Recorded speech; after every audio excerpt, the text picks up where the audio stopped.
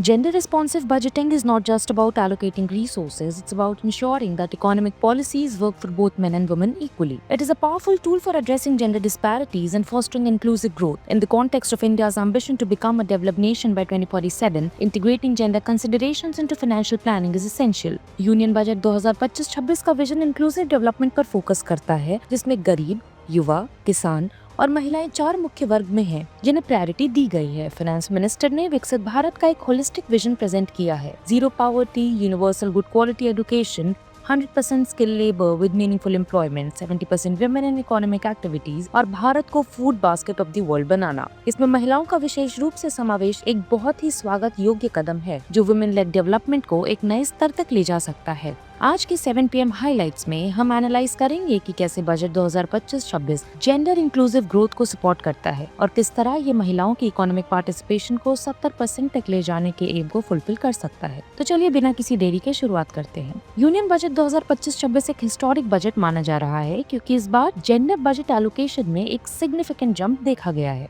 पिछले साल ये GDP का सिर्फ 6.8% था, लेकिन इस साल 8.8% तक बढ़ाया गया है, जो पिछले 2 दशकों का हाईएस्ट एलोकेशन है। इसका मतलब है रुपीस 4.49 लाख करोड़ का direct investment women centric schemes और इनिशिएटिव्स में। ये एलोकेशन 49 यूनियन मिनिस्ट्रीज और डिपार्टमेंट्स के बीच डिस्ट्रीब्यूट किया जाएगा। सबसे बड़ी बात ये है कि 12 नए सेंट्रल मिनिस्ट्रीज जो ट्रेडिशनली जेंडर बजटिंग का हिस्सा नहीं होते थे, अब जेंडर इंक्लूजन को कंसिडर कर रहे हैं, जैसे कि रेलवेज, पोर्ट्स, शिपिंग, फार्मास्यूटिकल्स और फूड प्रोसेसिंग इंडस्ट्रीज तक ने जेंडर बजटिंग को अडॉप्ट किया है। ये होल ऑफ गवर्नमेंट अप्रोच दिखाता है कि महिलाओं का रोल सिर्फ स्पेसिफिक स्कीम्स तक सीमित नहीं रखा जा सकता। हर सेक्टर, हर मिनिस्ट्री को जेंडर इंक्लूसिविटी को अपनाना होगा, तभी भारत 2047 तक 70% विमेन इन इकोनॉमिक एक्टिविटीज का एम्बिशियस टारगेट अचीव कर पाएगा। अगर हम नंबर्स की बात करें तो इंडिया का female labour force participation rate steadily improve हो रहा है। 2021-22 में ये 33% था और 2023-24 में बढ़कर 42% तक पहुंच गया है। ये इंटरनेशनल लेबर ऑर्गेनाइजेशन के ग्लोबल एवरेज 47% के करीब पहुंच रहा है, लेकिन अभी भी एक 37 परसेंटेज पॉइंट गैप है मेन और विमेन के पार्टिसिपेशन रेट्स के बीच। अगर हमें 2047 तक 70% FLFPR तक पहुंचना है, तो सिर्फ एम्प्लॉयमेंट अपॉर्चुनिटीज क्रिएट करना काफी नहीं होगा।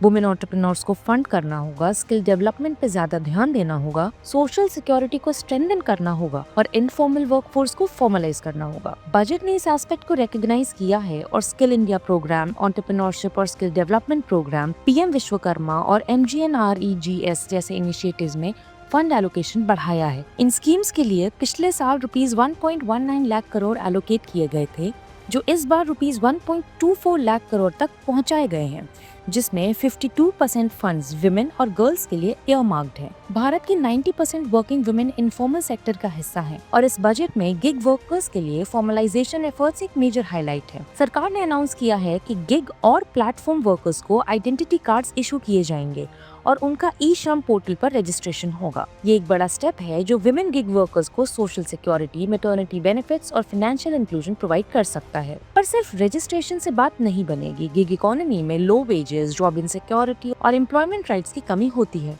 तो अगर ये इनिशिएटिव वुमेन एम्पावरमेंट के लिए सच में काम करे, तो लेबर कोड्स का एनफोर्समेंट और कॉम्प्रिहेंसिव सोशल सिक्योरिटी मेजर्स लाने होंगे। Specially progressive parental leave entitlements informal और फॉर्मल दोनों सेक्टर्स में इक्वली इम्प्लीमेंट करना होगा। एक और इम्पोर्टेंट डेवलपमेंट है AI का, उसे विमेन एम्पावरमेंट में यूज करने के लिए बजट ने अनाउंस किया है कि रुपीस 600 करोड़ का dedicated gender budget India AI mission के लिए रखना है। इसका मतलब है कि AI ड्रिवन स्किलिंग और एम्प्लॉयमेंट अपॉर्चुनिटीज विमेन के लिए इंश्योर की जाएंगी। अगर हम फ्यूचर ऑफ वर्क की बात करें तो ये जरूरी है कि विमेन को digital literacy, AI based training और टेक ड्रिवन एंटरप्रेन्योरशिप के लिए सपोर्ट किया जाए, क्योंकि अगर विमेन इमर्जिंग टेक इंडस्ट्रीज का पार्ट नहीं बनेंगी तो इकोनॉमिक ग्रोथ का बड़ा हिस्सा उनके लिए इनएक्सेसिबल बन सकता है। आज 20.5% MSMEs विमेन ओन्ड है और ये सेक्टर 27 मिलियन लोगों को एम्प्लॉय करता है, लेकिन अब भी फाइनेंस और लोन्स एक्सेस करना विमेन एंटरप्रेन्योर्स के लिए एक काफी बड़ा चैलेंज है। बजट ने विमेन एंटरप्रेन्योर्स के लिए टारगेटेड पॉलिसीज अनाउंस की हैं, जैसे कि collateral free loans,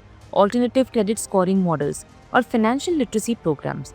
Ben and company और गूगल की एक रिपोर्ट के मुताबिक अगर 30 million additional women owned businesses establish किए जाएं, तो 150 to 170 million new jobs create हो सकती हैं, जो 2030 तक भारत की वर्किंग एज पॉपुलेशन के 25% जॉब क्रिएशन के बराबर है। बजट 2025-26 ने एक स्ट्रॉन्ग फाउंडेशन एस्टैब्लिश की है जेंडर इंक्लूसिव डेवलपमेंट के लिए, लेकिन ये सिर्फ एक शुरुआत है। अगर भारत को सच में विकसित भारत बनना है तो सिर्फ पॉलिसी अनाउंसमेंट से बात नहीं बनेगी, एग्जीक्यूशन और इम्प्लीमेंटेशन पे भी ध्यान देना होगा। सोशल नॉर्म्स को चेंज करना होगा, जेंडर रिस्पॉन्सिव पॉलिसीज को लोकल लेवल तक ले जाना और इंफ्रास्ट्रक्चर डेवलपमेंट को जेंडर फ्रेंडली बनाना होगा। तभी ये विजन सिर्फ एक डॉक्यूमेंट तक सीमित नहीं रहेगा, बल्कि ग्राउंड लेवल पर रियल इम्पैक्ट लाएगा। तो ये था आज का 7 PM हाईलाइट, जिसमें हमने देखा कैसे बजट 2025-26 जेंडर बजटिंग को रीडिफाइन कर रहा है। क्या आपको लगता है कि ये बजट वुमेन लेड ग्रोथ को रियलिटी बनाएगा? अपने थॉट्स कमेंट सेक्शन में जरूर शेयर करें।